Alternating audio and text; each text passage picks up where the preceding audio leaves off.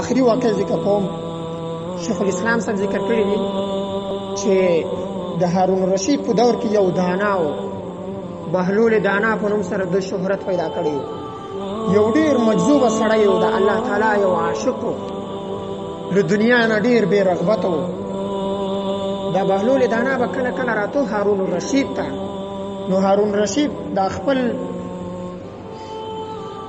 فوج ته دا ویلو یا دروازه‌بان ته ویلو چې کله هم دغه راځي نو دروازې خلاصې ورته ساتي، په ده باندې دلته د راتګ پابندي نسته.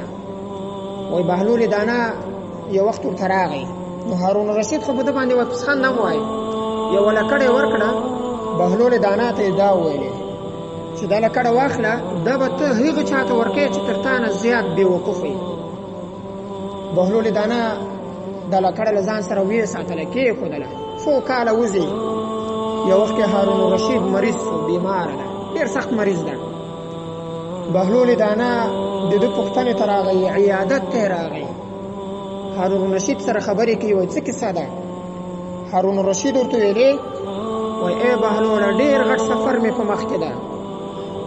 بهلول دانا ورته ویلې، وایي تا سفر ته تیاري کړې که نه؟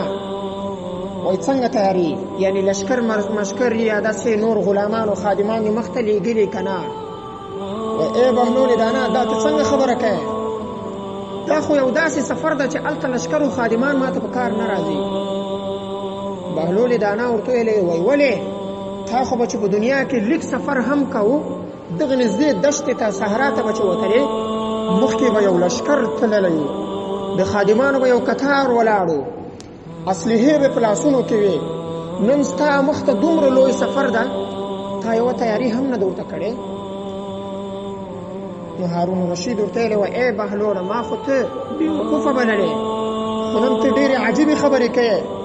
بهلول دانا ورته ویلې، وایي تا ما ته یو امانت را کړی و، ما تا ته هغه امانت راوړی، هغه لکړه بېرته ده ته ورکړه.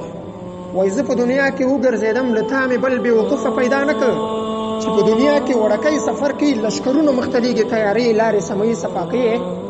نن دومره غټ سفر ستا په مخ کې ده، تا هېڅ تیاري نه ده ورته کړې.